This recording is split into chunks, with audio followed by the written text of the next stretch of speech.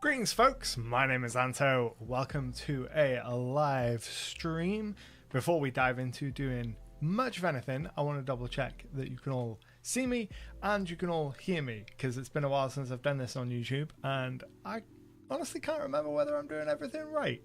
So sound off in the chat and let me know that you can actually hear me and that I'm not just like shapes and colors and no sound, because I don't want to dive into a whole spiel when no one can hear me, because I've done that before and it's no good and no fun. I see stars above in the chat. I can hear and see you. Awesome. Greetings everybody. As I said, my name is Anto. We are doing a stream this evening where I'm gonna prep some stuff on my weekly game. I'm gonna do some adventure design, do some world building, and I figured I was doing it anyway, so I'd throw open a stream, bring you along for the ride. And the first thing I need to do is I need to turn down my music, because I've got different music to you, because royalty free and all that jazz, and the music in my ears is way too loud. It's deafening my eardrums and I can't speak and listen to that music at the same time. It's turning my brain into mush.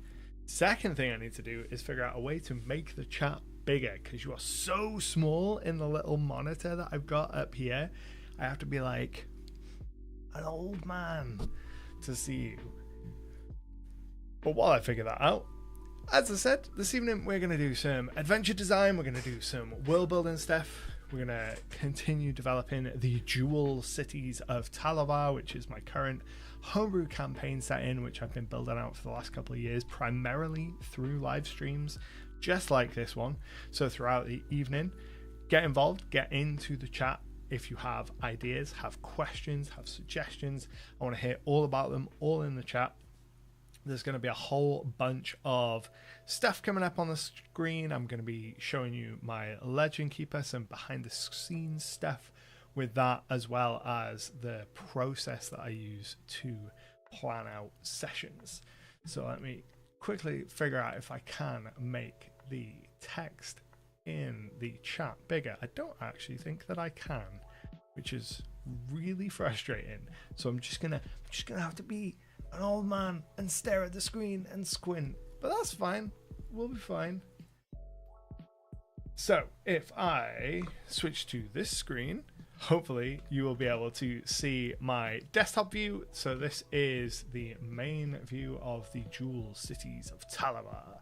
This is my homebrew world for my ongoing D&D campaign. This is the kind of region map for the setting. You can see this is in Legend Keeper, which is the campaign management tool that I run my campaigns in. We do all of the combat and mechanical stuff in Foundry, but all of the world building stuff I do within Legend Keeper. The map itself was made using Incarnate. I've got videos on both of those tools, which if I've done my stuff right, I have done my stuff right. There's links to those coming up in the chat. Look at me, it's almost like I know what I'm doing. So if you want to check out the videos I've made on the various tools that we're going to be using this evening, that's in the chat. And what I want to do today is I want to do some adventure prep. So my players are going to be going to a new location next session. Going to a new location next session. They have left the unclaimed lands of Ungawe, this jungle region in the south of the Jewel Cities, and they are bound for Aeldal, the land of chivalry and knights. And there's a whole bunch of stuff that they want to do there, and I need to prep some stuff for that. Raisin? It's hard to see the names when everything is so small. I'm trying to work out Dark Matter 5e into a science fantasy setting. It come with its challenges for sure. I've not done a lot of kind of sci-fi stuff with 5e. I tend to stick to purely fantasy stuff for 5th edition, purely because I feel like there are systems that are better suited for the sci-fi elements, or the more sci-fi elements. The more you lean towards sci-fi, the less I feel like D&D and all of its flavors becomes suitable. Stars Above says, I love Legend Keeper. Still learning how to make my notes more aesthetic though. should we start writing in all caps? It's just, for some reason, you just can't change the text size for the YouTube comments, and I don't know why. It's a real accessibility problem, because I'm old, my eyes don't work, and I've only got a little monitor like right in front of my camera, and it's hard to see them. It might actually be a better idea for me to move it onto a lower. Let me try and move y'all onto a lower screen. Oh, that's way better. You're gonna have to deal with my eye line being like low down, but it's way better to have you down here. Oh my god, I can actually see you now. I can see what you're saying having you on my little third monitor that's down low. So when I look down, I'm looking at what you're saying, and now I can look at your face as well. So let me go ahead and I will make a duplicate of that as well, so that we get fancy tech stuff happening live. The buttons, pop out chat, that's what I want. Another chat pop out. Oh my god, that's much bigger. So if I pop it out from a different screen, it's just much bigger. Problem solved. Awesome. Cool, never mind. I can see you now. Cool. Raisin Kane says, what's one simple rule to never forget when first writing and running session 1? Don't prep too much. So if you're running your kind of first sessions, it's easy for me to say that when you're looking at kind of this vast expanse of like 600 pins on my map, many of which were made before I ran my first session in this world. But I have the privilege of time and doing this as a full-time job. So this is not realistic to how most people are going to be able to build their worlds and approach prep for their TTRPGs. For most people, I would say do not over prep, because most games, or a lot of games, fall apart or break down or don't run long term, and unless you're sure that you're going to go for the long term, it's terrible to do all of that prep and have it kind of fizzle out. And then there's the other aspect of it being intimidating and having all of the information to account for, like you said. So I would say focus on one really, really small area. So a town, a small village, something like that is a really great place to start. And everything outside of that area, nebulous, vague. You don't really need to know it. And you can be upfront with your players about that and be like, look, to begin with, this is your entire world. Kind of this town and the immediate surround. That's all that exists right now until I'm sure that we are going to play in the long term. Helps if you turn your phone on silent. And then once we have played a little while, then I'll go in and I'll expand that. But to start with, just keep it small and tight and don't give yourself more work than you need to. Startsabove says, by the way, I wanted to ask, do you keep all of your campaigns in one Legend Keeper workspace, or do you have separate ones? So all of my campaigns that take place on Ishtar, which is my homebrew world, my fantasy world, they all take place in one Legend Keeper world, because all of the world building information for this world is in one space.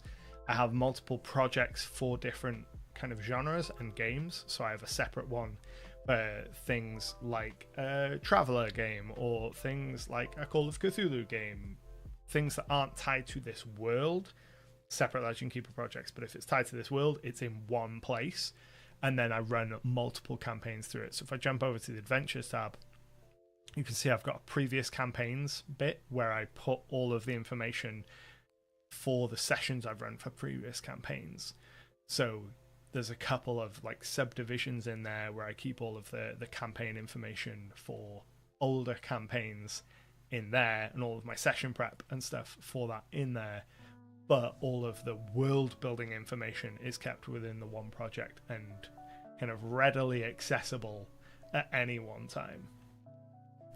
So today what I want to do is I want to prep the next session of my game, which is the 66th adventure, the road to Eildal. So like I said before, Eildal is our next destination. It is this land kind of around here, the land of chivalry and knights, and the players have got a bunch of stuff that they want to do there, and they are making their kind of landfall. They're sailing over to there as we speak, and they're going to make landfall in the city of Mornburg, which is super inspired by Mordheim from Warhammer.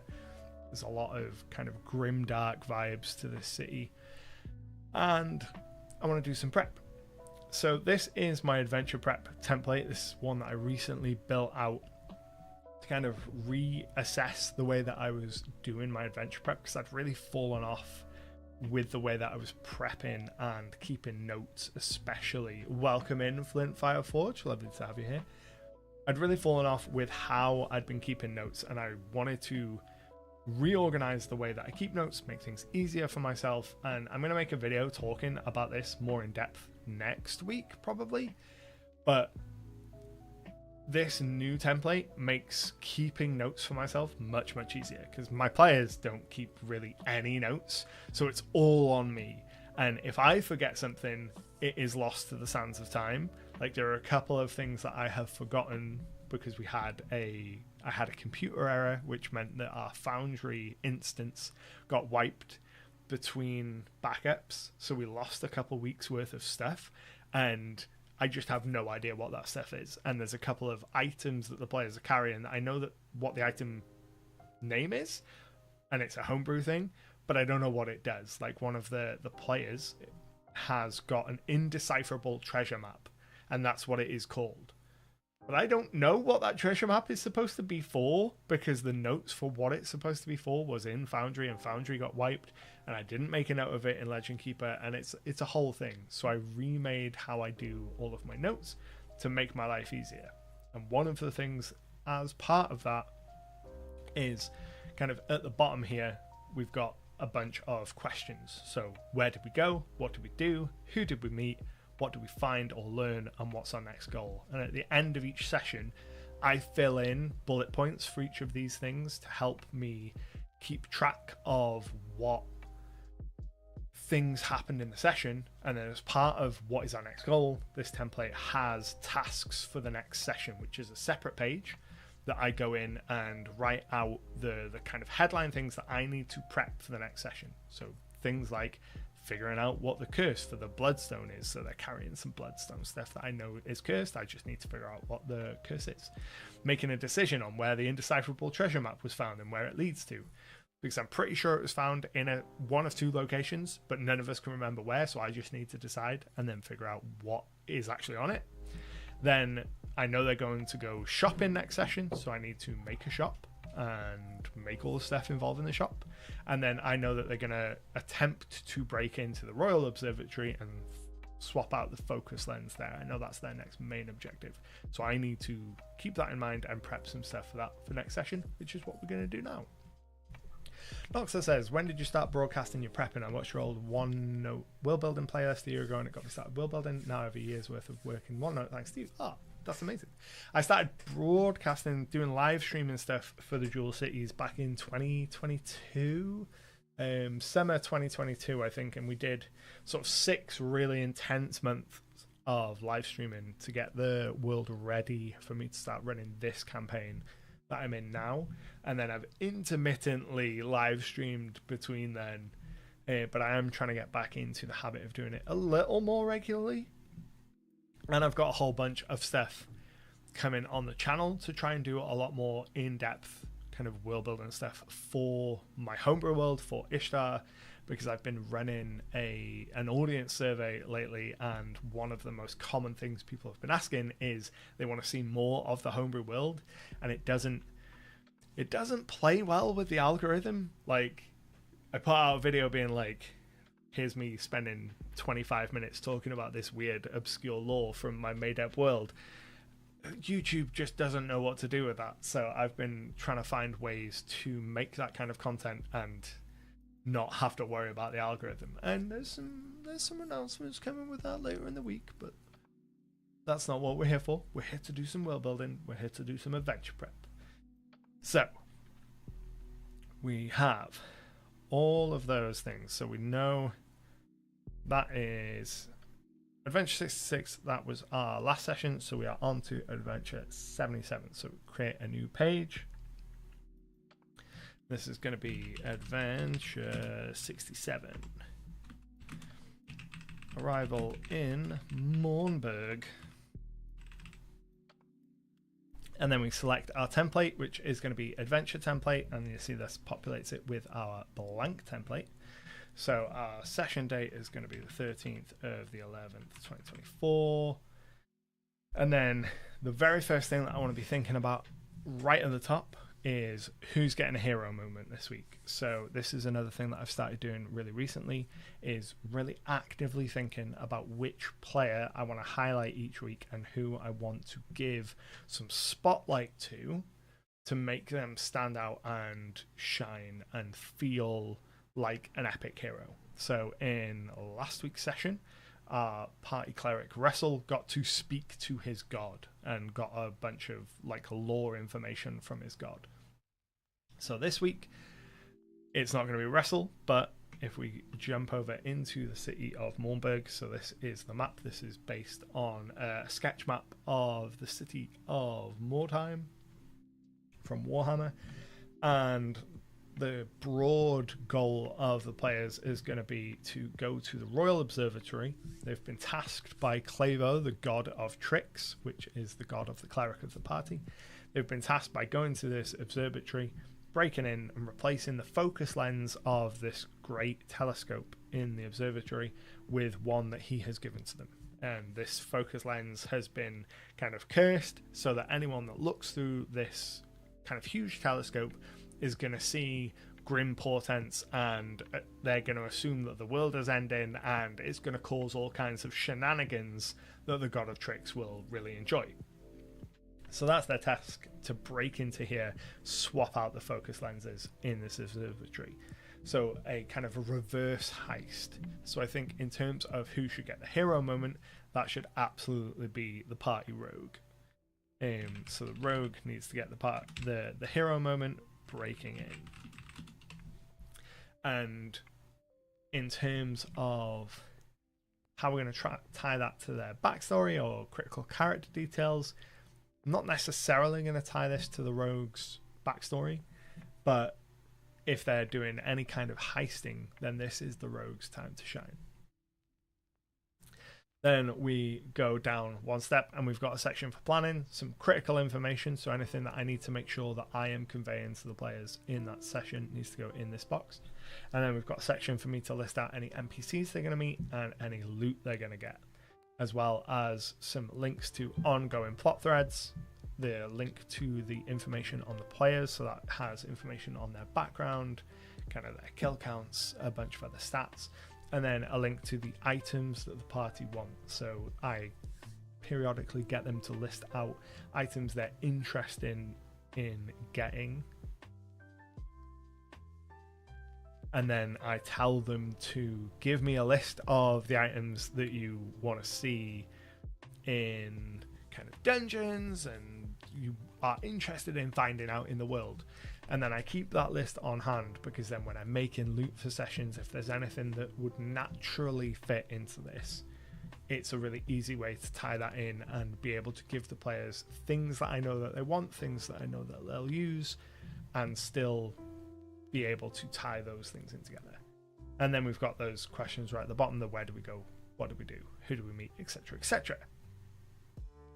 So my first task is going to be making a shop, I think. So, or just generally figuring out the order of operations of where they arrive and what they do.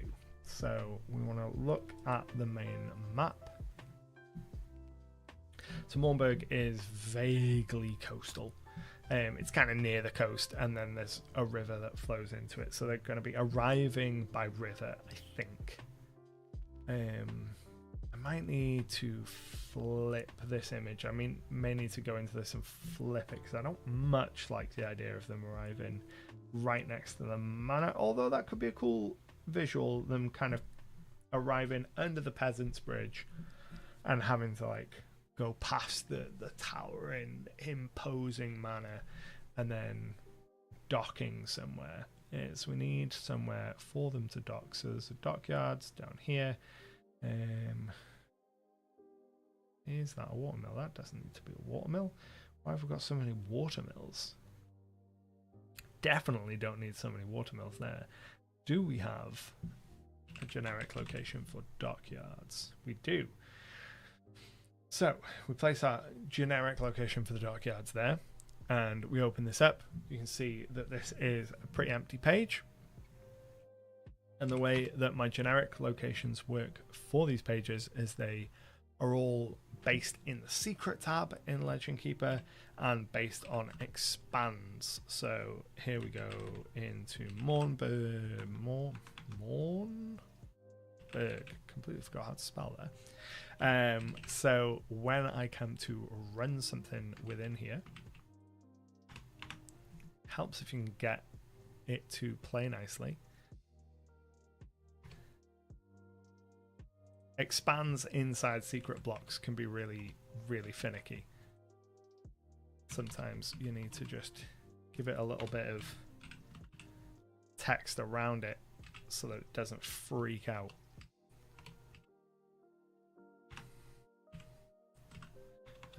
Table is what I want. There we go. That's all we needed. So Mournberg. That is not how you spell Mournberg. It's way too early in the evening to be like forgetting how words work. Raf, welcome in. Good to have you here. We're doing some adventure prep. So what we're doing right now is we've got a dockyards in this city, and I just need to figure out some NPCs that the players might encounter there. And I'm just going over my process for that. So, again, give you all an overview. This is the city map. There's a couple different coloured pins here. The purple pins are specific fixed locations within the settlement. So these are all specific to Mournberg. So like the Bloody Square or the Silver Lancer HQ, the Royal Observatory should actually be a specific pin because it is specific to this location. And then the rounded gold icons are generic locations not specific to this location. That makes sense? So things like stables, taverns, things that could appear anywhere. So that I don't need to prep 100 taverns every week. I can just go and look at a new location and go, right, okay, there's going to be a tavern right here. And I can just type in tavern and boom, a tavern exists there. I don't know any details about that tavern, but I don't necessarily need to know because the players might never go to it. But if they do, I open up my tavern document and you can see I've already got a whole bunch of different taverns from different cities already built out there. But then I've also got just a ton of tavern names listed in the DM secret tab, so that if they ever go to a random tavern, they're like, let's just go to a tavern. What's the closest tavern? I can be like, cool, it is the Bronze Hook. Cool, awesome. And then all I need to do is decide that it is the Bronze Hook, and then go and make a new expand in here. Call that expand Mournberg, and then the Bronze Hook. And now the Bronze Hook exists within this city. Flint Fireforge says, can you create maps in Legend Keeper or only upload them? Can you export your adventure notes to PDF? You cannot create a map, you can only upload them. Excuse me. The map for the Jewel Cities, so this map that you're probably most familiar with seeing in all of my videos, that was made using Incarnate. That's what I use to do most of my map making these days. As for exporting, if we go up to the project export here, you can export in either Legend Keeper format, HTML, Markdown, or JSON, but not as PDFs.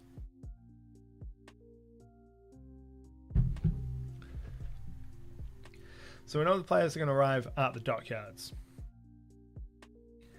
From there, we know that they want to get to the Royal Observatory. Those two things are on different sides of the city, so at some point they're going to have to cross the Tower Bridge. Great place for some carousing. We also know that they're going to have to go past a whole bunch of structures and areas and things like that. That's where they can start doing some shopping. I know that they are going to want to do some magic item shopping specifically, so that is probably the thing that we want to prepare first. So let's go ahead and have a look around and see whether there's somewhere that jumps out to me as being a place. So they'll arrive down in the dockyards, come out onto this main stretch, which is the Royal Mile, and then come along here, and there's a big arena. I think somewhere near the arena would be nice for them to go to the shops, and then that will lead them to the Tower Bridge as well. And we've also got the Steel Bucket, which is a tavern as well. So let's go ahead and make a store here. Can't remember whether we have a magic item store. No, but we do have a general store, which we'll do for now. So we jump back over to our task for next session. So they want to go shopping. And then, so the easiest way to handle this is if we click on Worldbuilding here and scroll down, nope. We want to add some generic locations to cover the kinds of places that they might want to go. So usually in my templates for locations, I usually have a list of generic locations. That's not here in Worldbuilding, but that's not a problem because we can jump down to templates. We can go to settlement template and then grab our list of locations in a settlement, jump back over to Worldbuilding and just paste that into the secret block there. And then we can use that to reference what pins we need to drop onto here. So this is kind of my high level way of building out settlements before I start drilling in and making them specific. So I don't know how long the players are going to spend in this city. They might spend a session here, they might spend 10 weeks here. I don't want to spend 10 weeks worth of prep time if they're only going to be here for a week. So a lot of the locations, kind of the churches and the shops, those kind of things, those will remain generic locations until the players look at them. I think of it very much as kind of video game design, like the things don't get rendered until the players observe it. So in that sense, let's have a look at what we've got. We've got a church dedicated to Coros, the goddess of death and decay. We've got a church dedicated to Saint Octavia, who is a patron saint of one of the other gods in the world, Hagen, the god of war and warfare.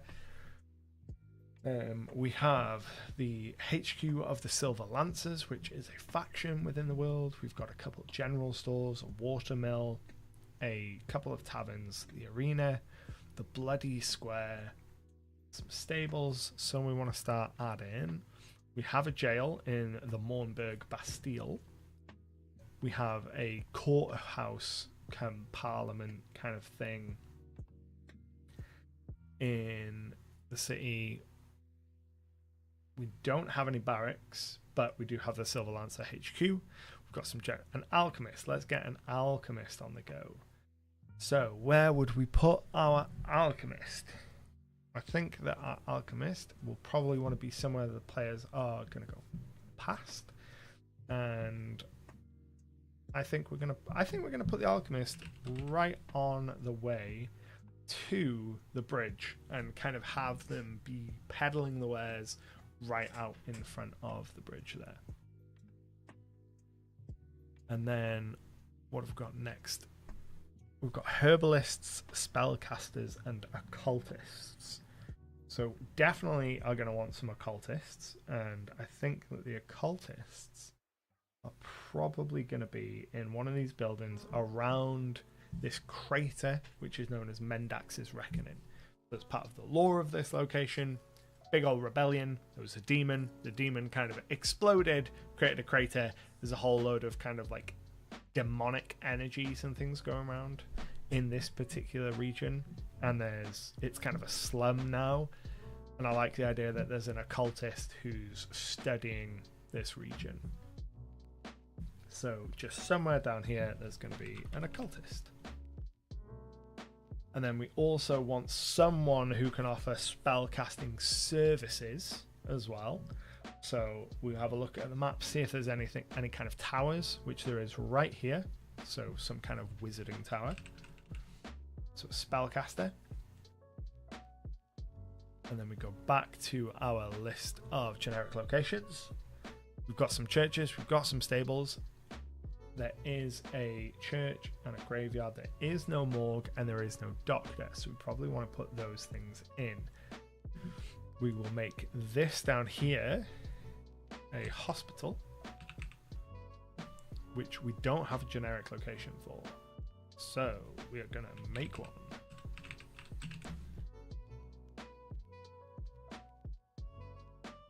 So cross, confirm, generic locations. So that's going to be a hospital, and then we need a morgue, which will be attached to it. Generic locations.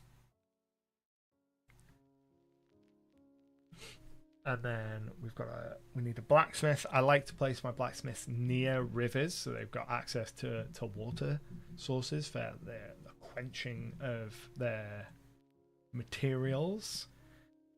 So it's just a case of looking at the map, seeing if anything jumps out. I like this little building here that's near the dueling grounds for our blacksmith.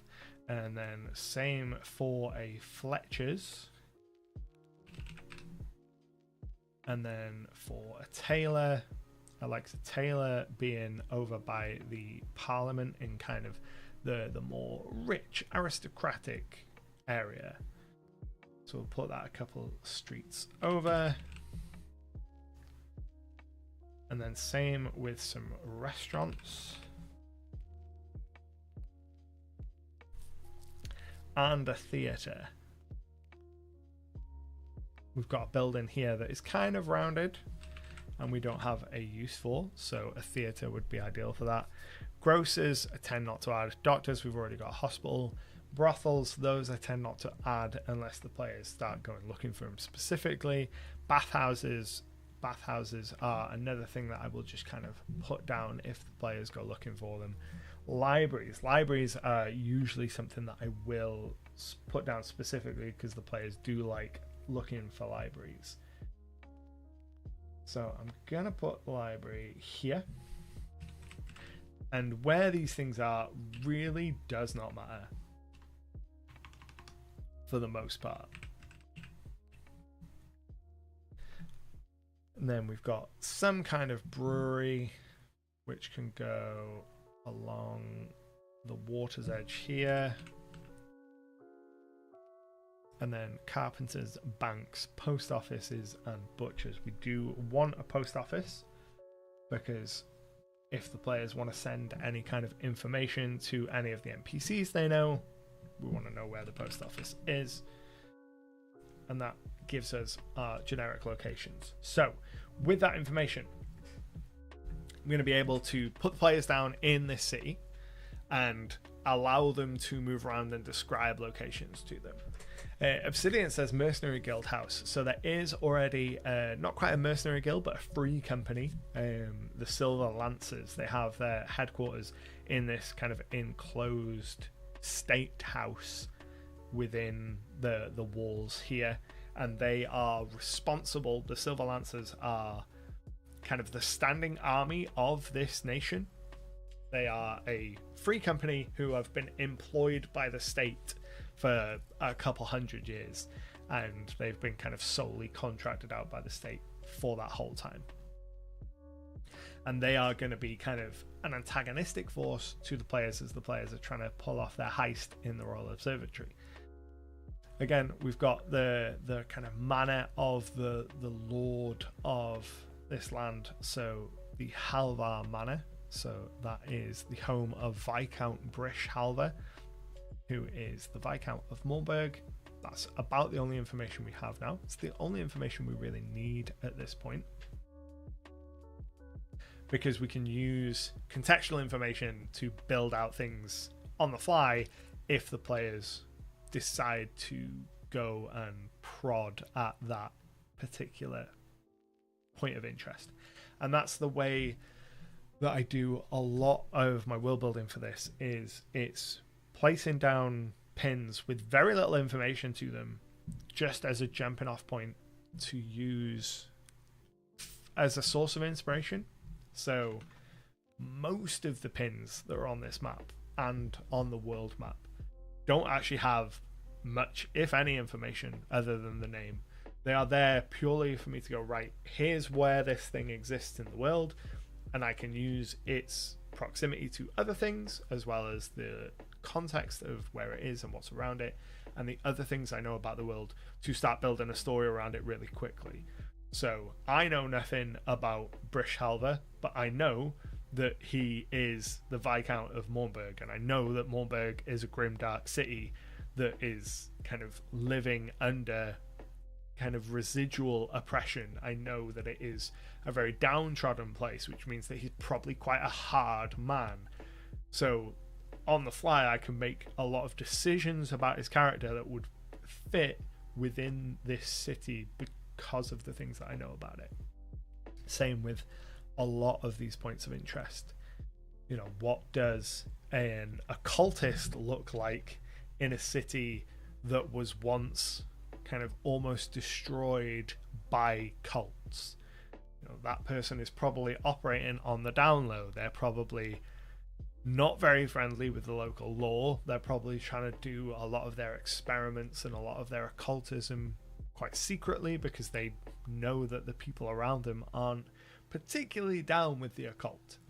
You know, so building on all of these contextual points of information means that I don't need to get a lot of information in each pin to be able to lay the tracks in front of the train without the train running me over.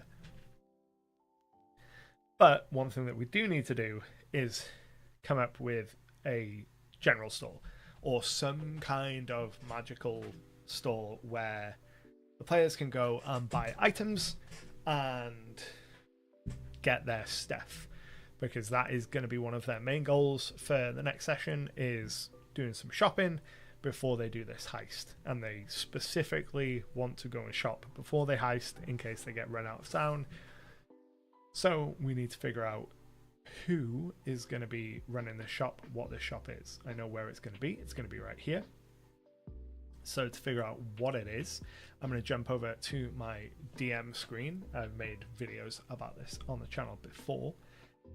And on this DM screen, I have a page of different names. So we're just going to figure out who is running this shop. So we've got some different options here for the owner of the shop. It's probably not going to be a tiefling, because I've used a couple tieflings for shop owners fairly recently. I think I've used an orc fairly recently as well. I think we might just go middle of the road human, keep it nice and simple. So we open up our human names. I can close off all of my Middle Eastern names from my Ash campaign and just go with this list here. In terms of deciding which of these names to go, let's randomize it. So if we go here and 2d20, and see what we get. 14th name and the 19th name, and let's go 1d2. Nope, it's not going to 1d2 us, is it? So it will be a man, and it will be the 14th first name and the 19th. So 1, 2, 3, 4, 5, 6, 7, 8. Griffero. Cool. Weird name. I like it. We'll just paste that there and delete that out of the list of names.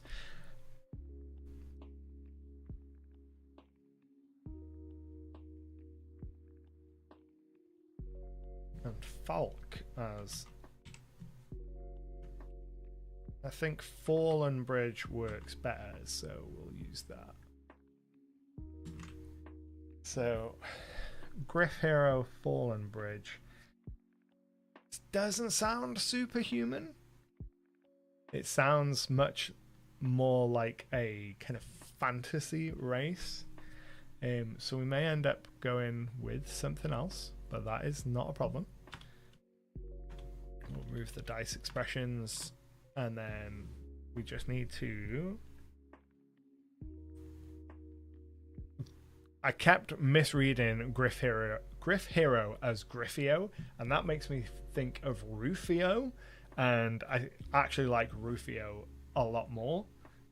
So we're going to make a new element, a new page for Rufios, and that is going to be our shop.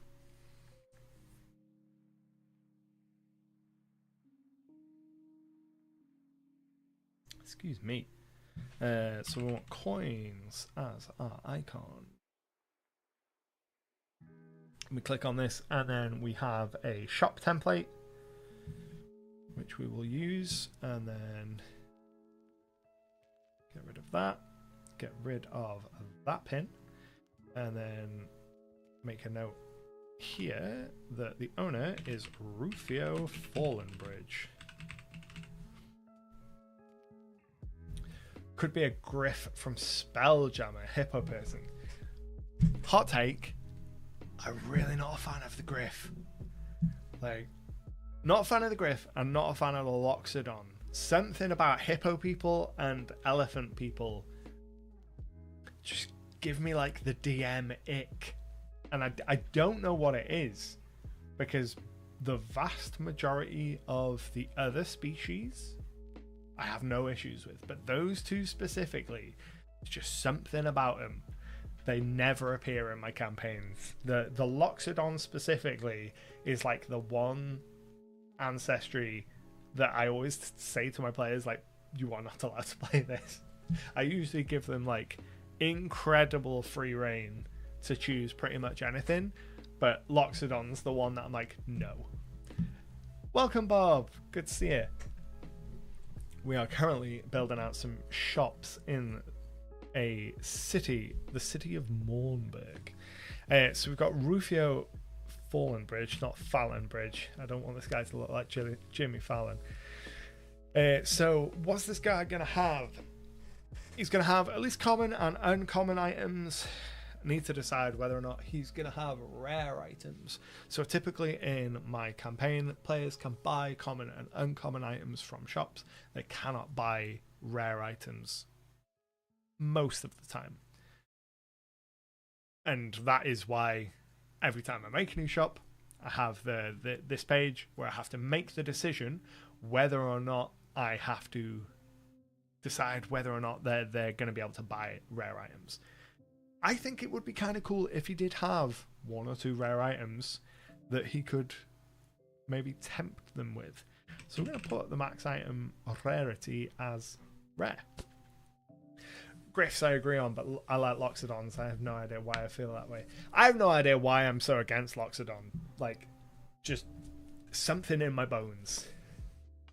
Welcome, Nerd Silly Girl. Bonjour from France.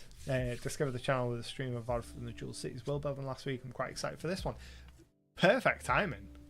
If you just discovered us from the live stream VODs to come in on this one, get to see how the Worldbuilding sausage is made. So in terms of specialties for this store, this is where we want to refer back to our items that the party wants page. So we fire up our list of different items and start having a look at what they've got. So in the last session, Wrestle, our party cleric, he got some stuff. He got a bag of beans, which is something that he specifically wanted. So I'm not too fussed about looking at Wrestle. Angus has been given the location of either an axe, I believe. I think it was the Great Axe of Lifestealing. He's gotten the location. Excuse me. Gotten the location for. So, and he does want a lot of stuff. So Angus is a contender for items. Devani has a couple of items that she wants, and Diddy, who is our rogue, has a couple of different poisons and things that he is after. That could be a way to work in rare items from this shop.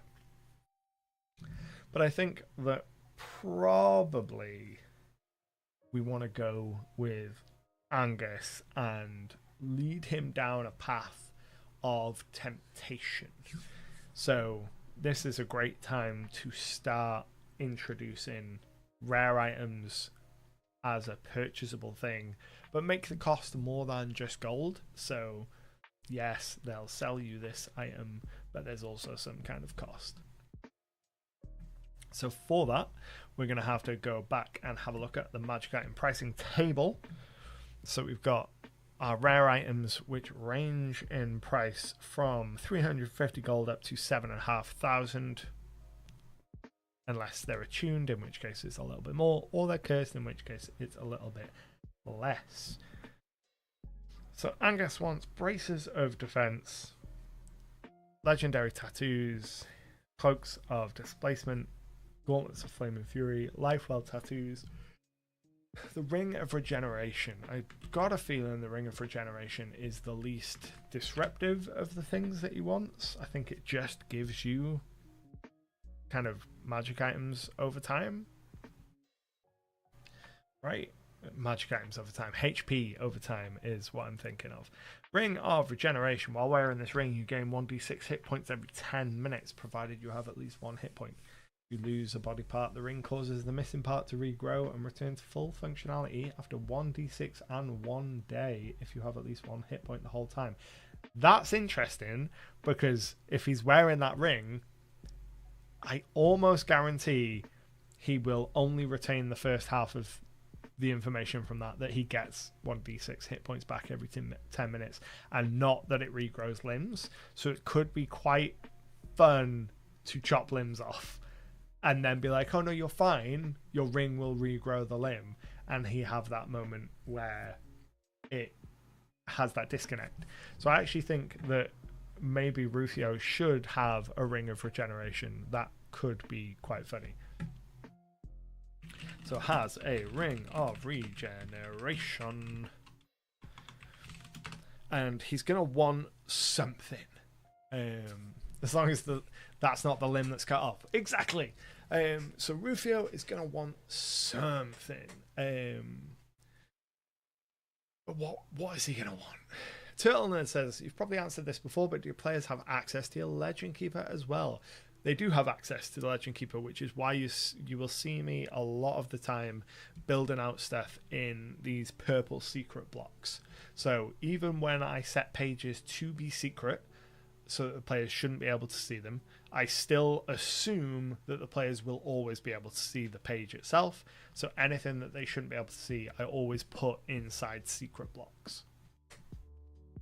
Because there's been more than one time where I've messed up the permissions or done something wrong, and this way I know that they're just not going to see it. If they see the page, it'll just be blank for them, or they'll get their kind of headline information, which is why almost every page has one of these blue boxes that says from the setting guide.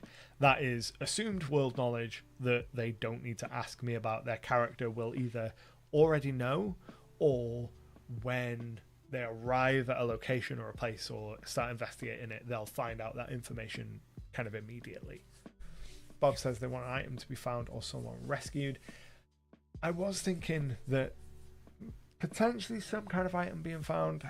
I'm kind of feeling infernal. And part of me is I've got a hankering for Cambion, but I can't remember what level, what CR Cambion are. So let's have a look. Cambion? Am I Cambion? That's why, because I'm not spelling it right. Cambion. Cool. So Cambion's a CR5. That's a little bit low. The ring is very rare. You are correct. Cambion's a CR5, but I do like the idea of them having to do something involving a Cambion. There being some infernal, or we go the other route and we go celestial. And this guy wants celestials for some reason. I was nervous making my Ledger Keeper available to my players. I don't want to see something by accident. Yeah, as long as you put everything in secret blocks that you don't want them to see, it should be fine. Obviously, errors can happen, but, you know, you should be fine. A Cambion Lord could be, yeah, Cambion Lord could work. Let's see, Cambion. So we've only got the Cambion, the one Cambion thing, but we could bump the Cambion up. I wonder whether there's any third-party Cambion. There is not. But the other option is we go Celestial and have this guy want to get Celestial's blood, which could be an interesting kind of thing of, oh, you want this ring, well, the cost is you're going to have to do an outright evil act. That probably means that the players aren't going to do it, which I'm fine with.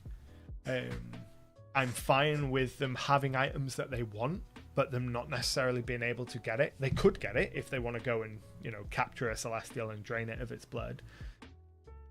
But the building that in such a way that chances are they're not going to want to do that and that they're going to choose not to, I'm fine with that being the case. And if we're going to go with a Deva or some kind of Celestial, we may as well tie it back into the world. And if we look at the Jewel Cities and kind of zoom in a little bit here, I know that we have a location. It's actually not as close as I thought. I was going to say Erin's Barrow, which is a resting place for noble heroes. But that could give them a quest. So Erin's Barrow is a resting place for noble heroes. It is protected by Caledon, the Sword of Lament, who is a celestial Azamar sort of divine paladin. Getting his blood might not be a terrible idea. Let's pin in that, and as Ring of Generation wants some kind of celestial blood for it. Deva equivalent. How you spell equivalent? And then maybe Caledon, Sword of Lament. And that can go into the plot hooks for Rufios. And then specialty in procured items.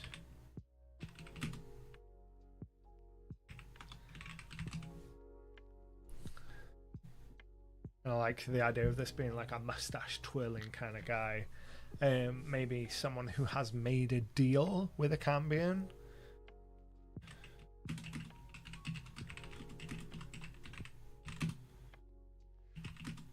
And tries to ensnare people, corrupt them.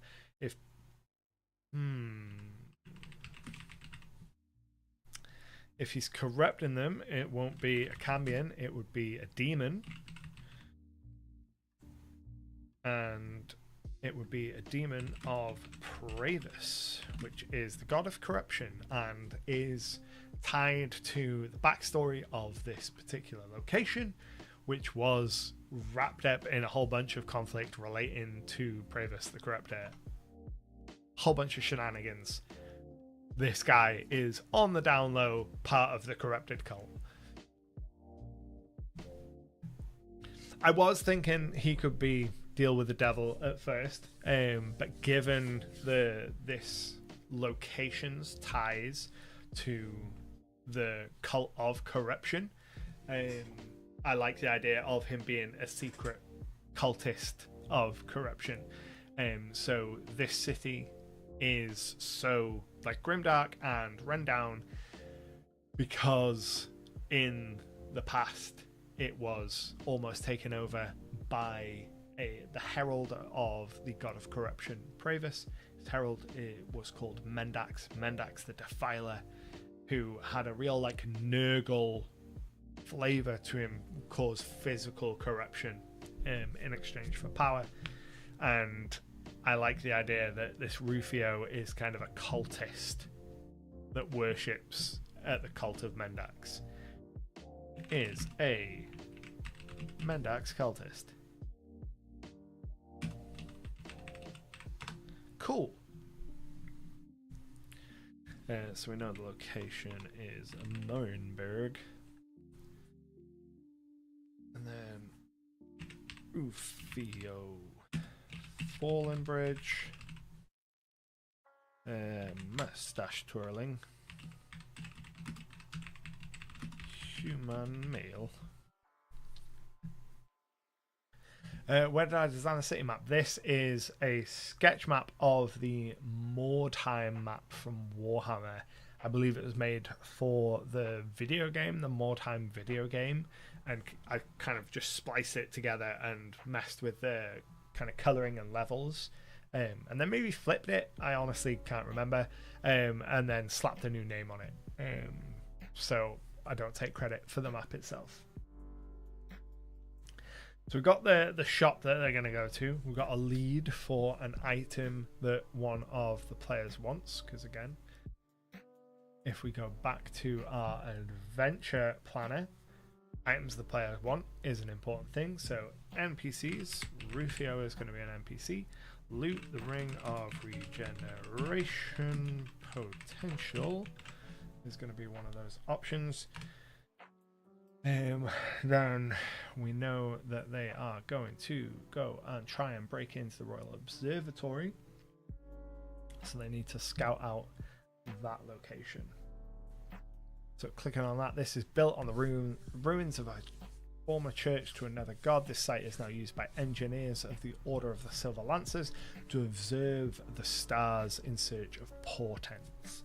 And they want to go and swap the focusing crystal of this great telescope so that they start observing grim portents and predicting the end of days, and it causes all kinds of tricksy shenanigans for the god of tricks, upon whose behalf they're doing this. Maybe they need to get some blood from some person who the shop dealer says is devil blood but really have celestial bloodline. Yeah, going for a lying option could really work for that. So they're going to arrive at the dockyards. They're going to go having a wander, go to Rufio's, and then they're going to go to the observatory. Observatory is going to have different options for guards and things. So it's going to need Silver Lancer guards. And then gonna need some kind of map for that. So let's go to Chepeku and go to Telescope.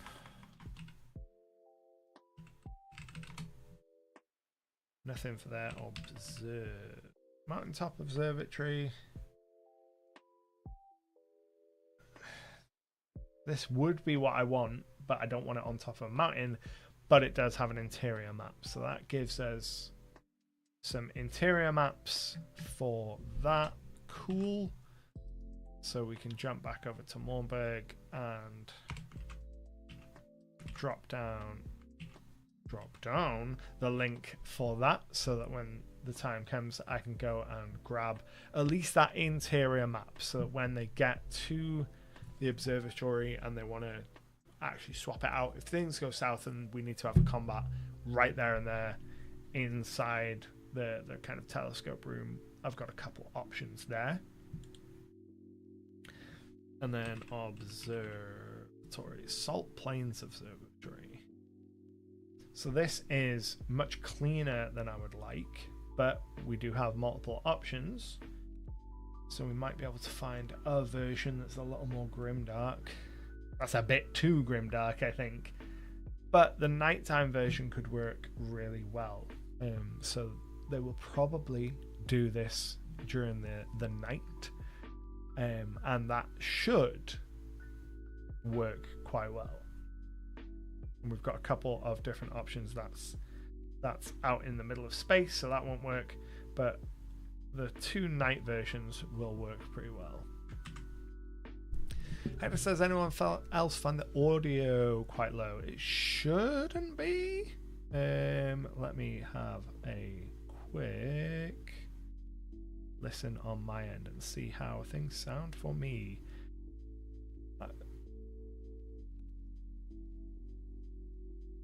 Yeah, everything seems fine on my end, but that's not to say it will be the same for you.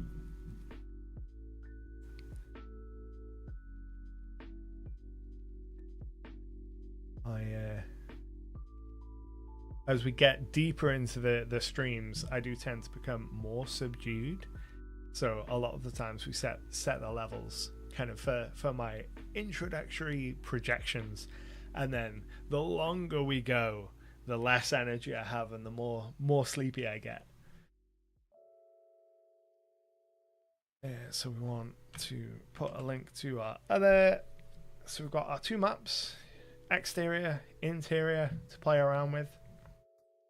So I can load those into Foundry, and that gives me enough to work with in terms of when, because it's not an if, it's a when things go south in the break-in, the heist, the reverse heist for this observatory, I'll have maps to go there. And then a lot of the rest of it is going to be seat of my pants improv style stuff. So for that, we want to be looking at some of this other stuff here. So let's go ahead and pull up the last session's notes to see what I can carry forth from there. So I know they want to go to Moorburg, do some shopping, replace that. That's all fine. And then, so critical info, I need to level up Cornelius. I can't remember whether Cornelius's player is going to be present with us in tomorrow's session. If they are, I'm going to need to level them up. So they got the feather token last session. So I can copy those and put those in our leveling.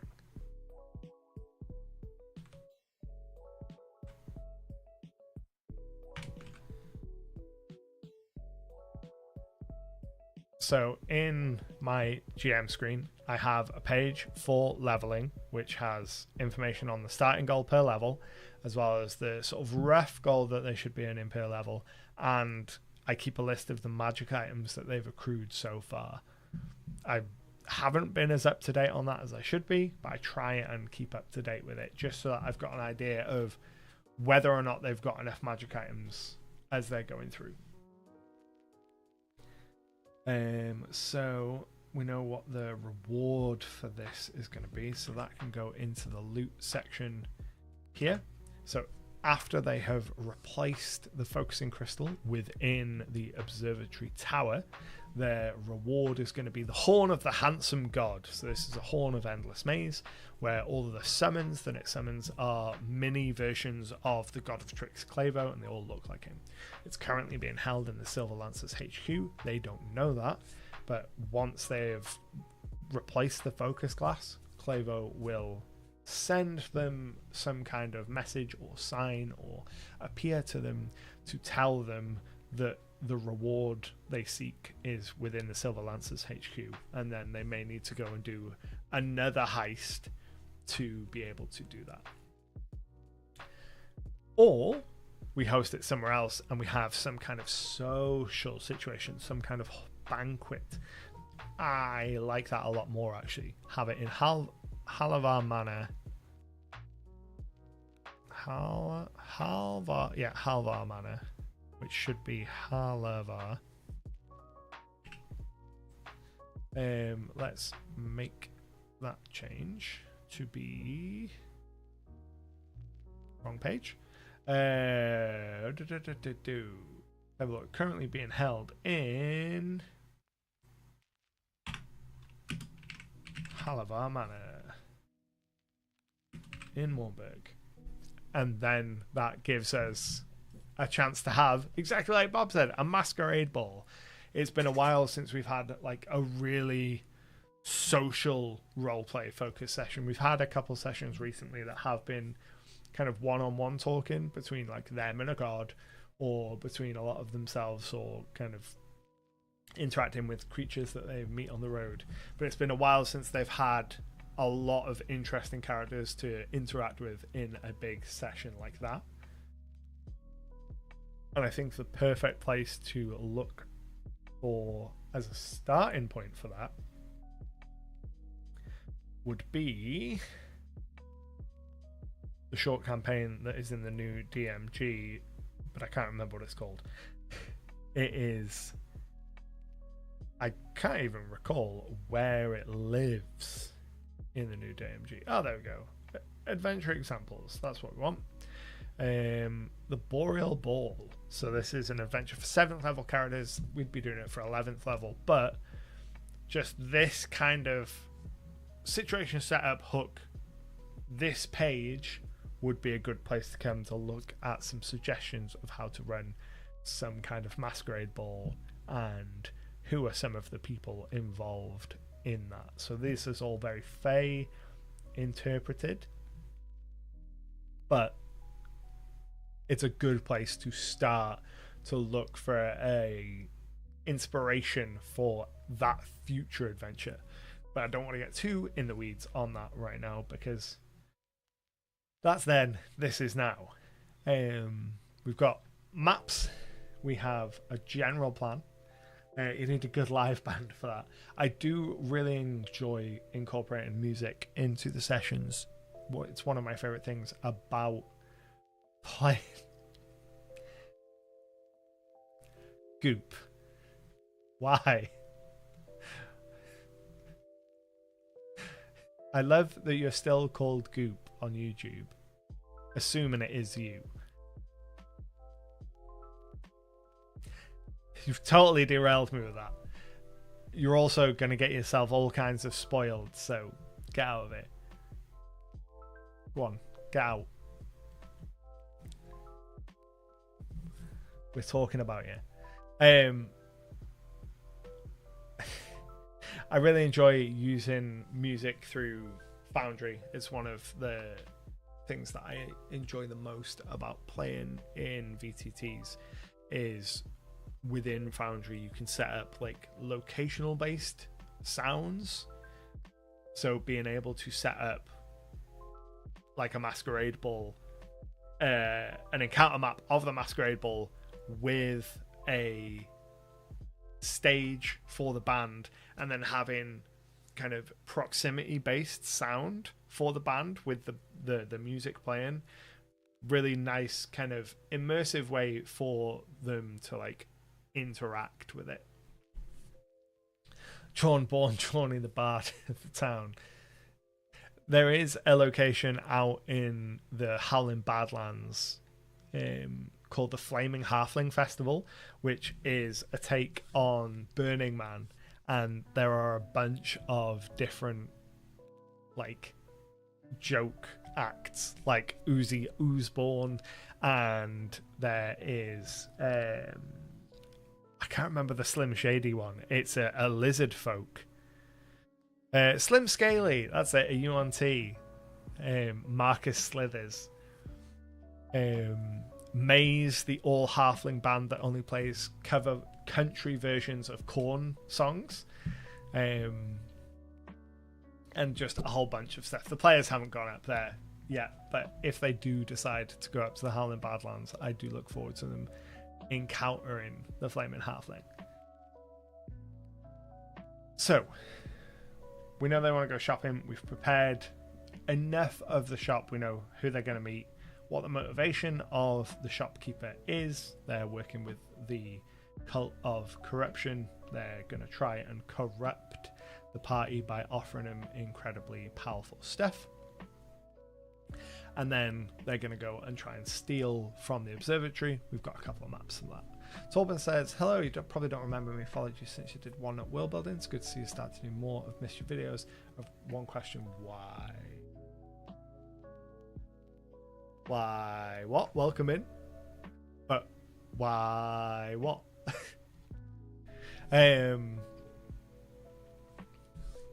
Why don't you use Obsidian as Worldbuilding tool instead of the one you're on? Because Obsidian doesn't do anything with maps, and that is the main reason. I am a very, very map focused world builder, as is evident by the like 600 pins on my map. A lot of the world building I do is map focused, and Obsidian as base doesn't support like this kind of map focused world building. It's all text based. I have tried to use Obsidian, and it didn't agree with me. You can use a plugin called Leaflet.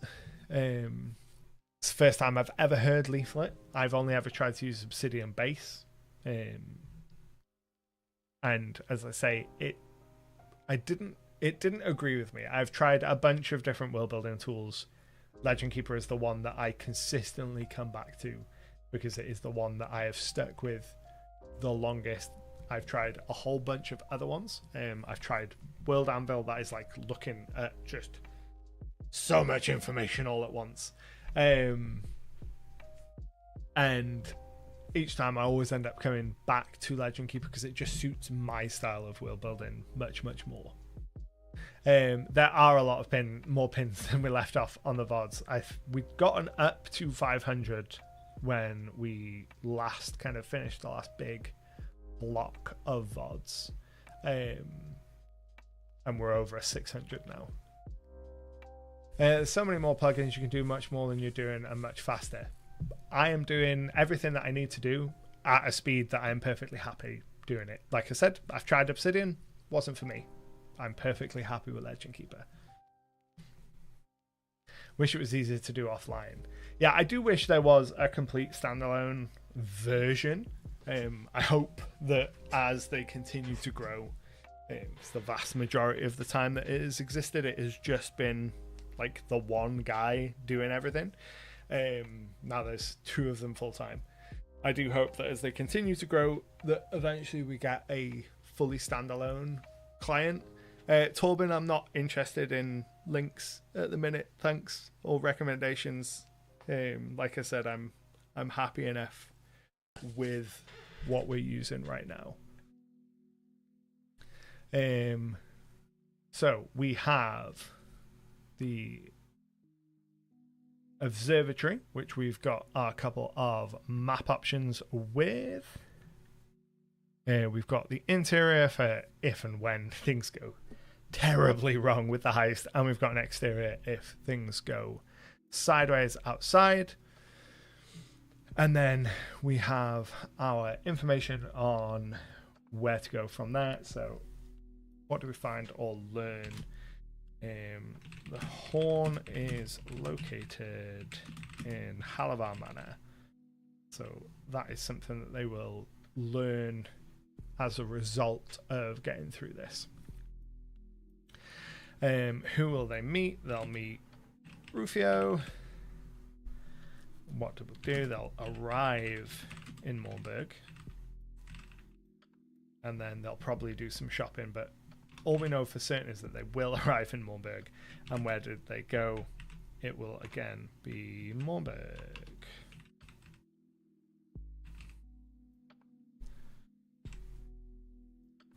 And then the next goal after this, assuming that they manage to swap out the lenses and do their quest with the telescope, their next goal will probably be going to the ball and figuring out the stuff to do with the horn of the handsome god. And then that should be pretty good in terms of prep for this session. Thomas says, it is good to see you again. Do you remember me? I think I do. So many people come through the chat for streams, it's hard to keep track of everyone, but the name definitely rings a bell. As we are looking at this, let's double check. So we know where they're starting, we know where they're going to end, we know broadly what they're going to do in the middle. So I think that should be generally good enough for the prep of the session. All I'll really do from here is kind of pull in half a dozen randomly generated NPCs from the NPC generator, having an Excel list with like a couple thousand names broken down into different categories. I'll just generate a couple of NPCs from that to give me some names for people that I might meet at the docks, or other people in the shops, or guards in the tower. And then it'll just be a case of pull everything into Foundry and improv my way through it. So I imagine that once they arrive in Moorburg, they're going to go straight to a shop, so probably Rufio's. But I could add some more colour detail along the Royal Mile, so a lot of descriptive detail about describing the kind of little shops that they pass along the way, and there might be some improvised scenes as they go along there as well. Like the idea of using magical pressure plates in the heist, ones that move, so make it harder for them to move without setting it off, considering I use this when I run my own heist. Yeah, there'll be some kind of traps and stuff when it comes to the heisting element, but this is a location that isn't kind of keeping things safe. It is more like a research station, so they don't have a need to have a lot of advanced security, so the heist itself should be pretty easy.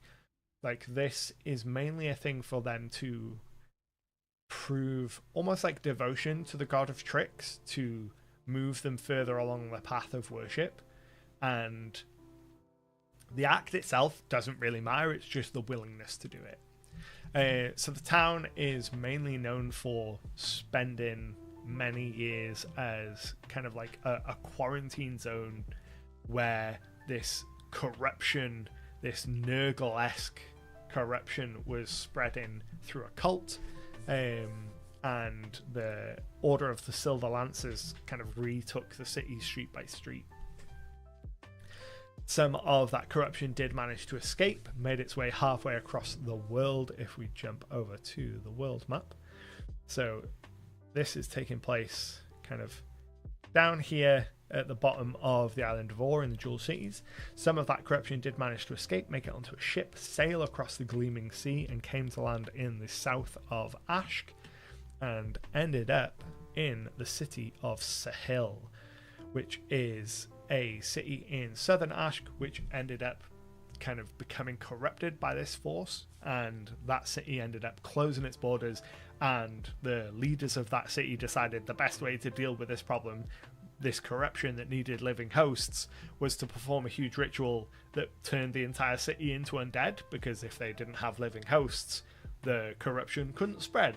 So that is ultimately how the city of Sahil, which was a big part of my last campaign, was created. Players don't know that yet, but that is a nice tie that links them together. Turtle Nerd, the map for Moorburg, is a map that was spliced together from a couple different elements of the map for the video game Mordheim, and then had some levels tweaked and placed onto a different background and threw a new name on it, but I didn't make the map myself, but it is very nice. A lot of the Warhammer maps are very nice. But I think that should cover us pretty well for prep for this adventure. If anyone has any general world building questions, go ahead, fire them off in the chat. We'll carry on for another couple minutes before we wrap up for the evening, and I will take a beverage.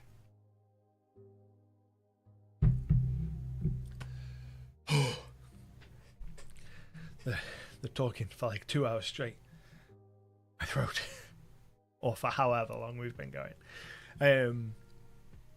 While you are all thinking of questions and things, I'm going to do my usual kind of end of stream little plug stuff here.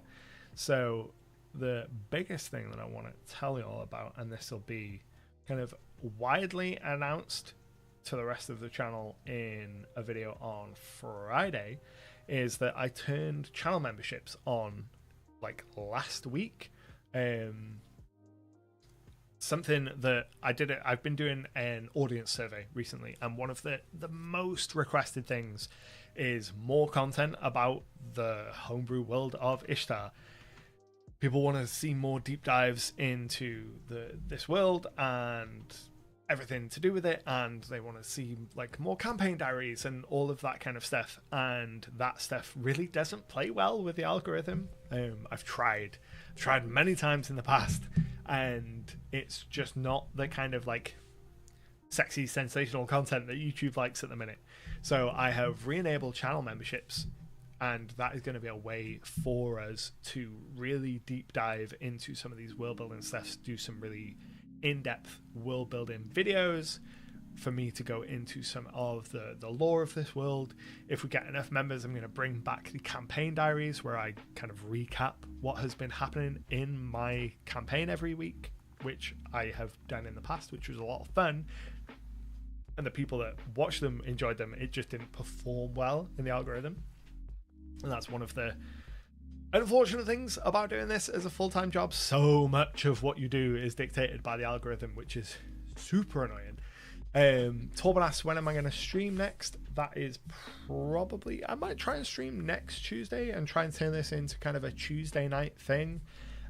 I play my games on a Wednesday, so streaming and doing some prep on a Tuesday would make sense. Bob says, how long does it take to generate the entire world? It's been ongoing for like 8 years now, I think.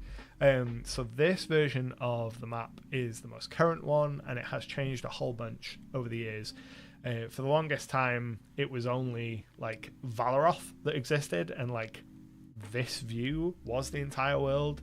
And then we expanded out a little bit, and it kind of, we had Valeroth and Inyarin and Oxthorn and the Runes of Akmiri, and Sangal was made for a separate video series on making fantasy maps, and it's grown little piece by piece all the time. And this is the current version of the known world, but it's specifically made in such a way that when you place it onto a map, there's like half a world of ocean that is just empty, so that there is plenty of space to grow. It needs some inspiration for a deathly god of disease, although I love the idea of Nurglish god. What are the ideas for such gods you have?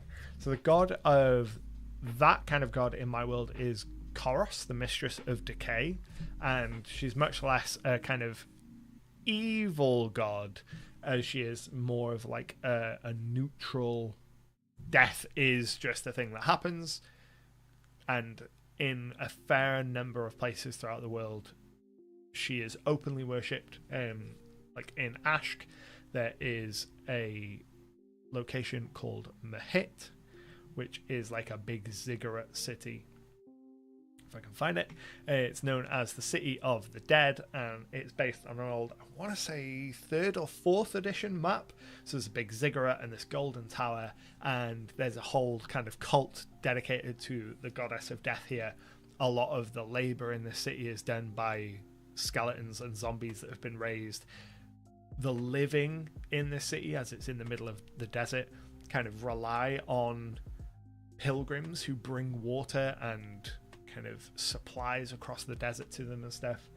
And it's much less a outright evil force as it is just this is just part of life, and there are definitely places in the world where Koros is just an accepted thing. Hector says, I often realize I scrap near half of my stuff, but without it I wouldn't have been able to improvise some of the best ideas. That happens all the time with me as well. I will go down a line of thinking and about halfway down that line realize that isn't the way that I want to go with it, and then decide I want to go somewhere else. But having gone down that path is enough to realize that, oh, there's some ideas here that I want to use, or there's some nuggets here that actually are really valuable.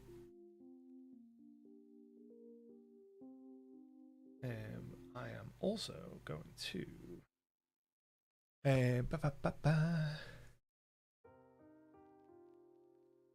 is that not a map from Alyssa?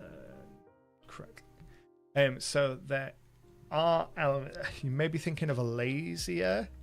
So Alasia is the goddess of time in my world, who is like a dragon god who was once a player in a campaign who ascended into godhood and has had some impact on the world.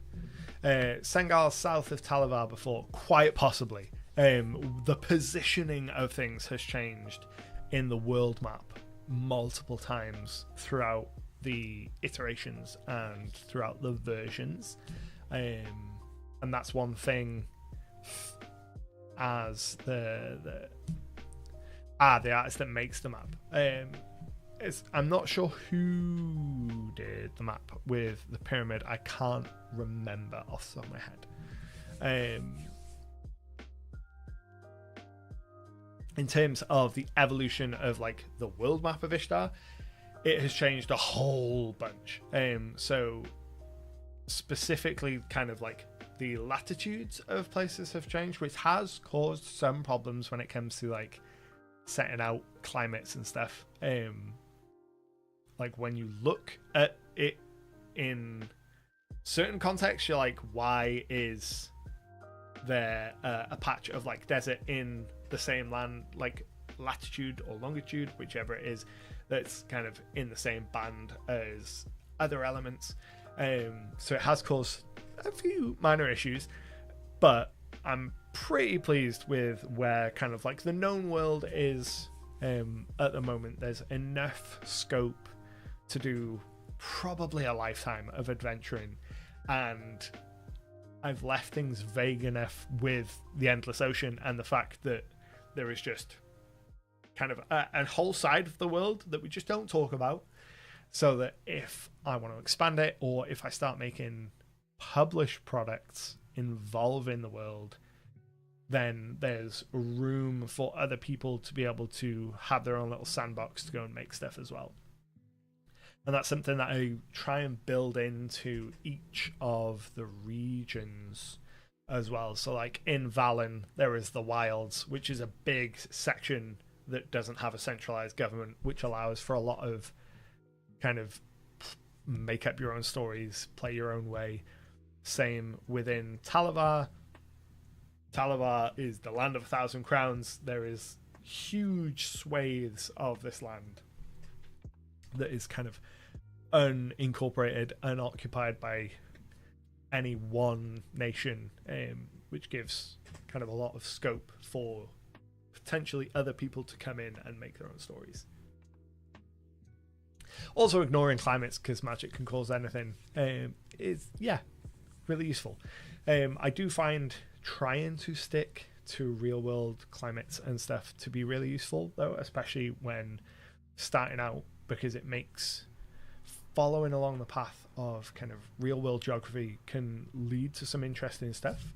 It's how the dual cities came to be, because originally they sat right on the line of some trade winds which would blow along and up through the cut, so that would be where all of the seaborne trade would come through, which would explain why so much trade came through here, why they're so wealthy.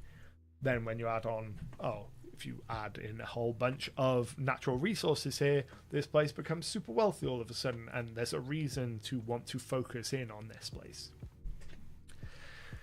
And then Hector says, do you keep track of time and calendar in your games? And if so, how do you do it? I do, in a very crude way, in a much more crude way than I would like to. It's one of the things that I'm super looking forward to Legend Keeper updating, hopefully really soon, with the kind of timeline feature. So this is the calendar of my world. It is one big table for the entire year.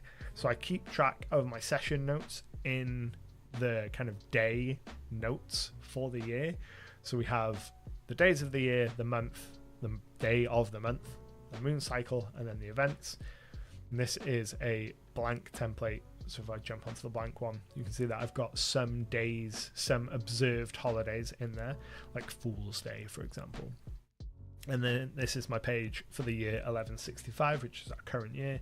If we scroll down, you can see that I keep notes of what has happened in the sessions, and I will tag in the actual main session notes for those.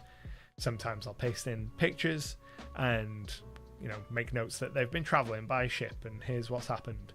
And tracking time is really useful because I know that they're going to be arriving in Moorburg, and a couple days later is the Long Night, which is an observed day, the holy day of Noctis the Nightmare, where it's customary not to sleep during that night because people believe that you'll get terrible nightmares.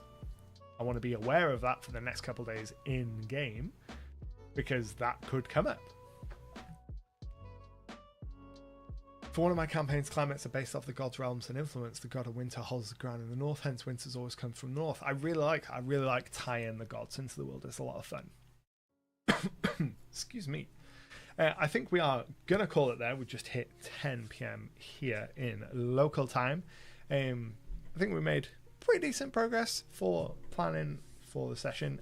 Like I said, I would like to do more of this. I'd like to try and fairly regularly do this.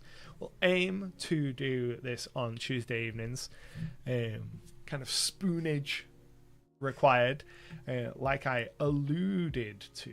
If I can find the chat, so I have just turned on channel memberships, so there's going to be a whole bunch of members exclusive content coming, and a lot of that is going to be focused on this homebrew world. A lot of deep dives into lore, a lot of more world building stuff, campaign diaries once we get up to enough members. I've got a deep dive monster building workshop coming next week, I think it is. Next Thursday, I think it's coming out, that goes through my process of building a monster from start to finish. So from the very first idea all the way up to a published thing. And a whole bunch more stuff planned. There's going to be like a big flashy announcement about it on Friday, but some folks have already seen that it's live and have started joining, so I'm trying to like soft launch out the information because it's already out there. So if you want to get even more stuff about the world of Ishtar and support the channel, it's a great way to do it. Otherwise, I hope you've enjoyed yourselves this evening. I hope you've enjoyed joining me for this adventure prep and world building session, and I hope to see you again next week. But until next time, happy gaming.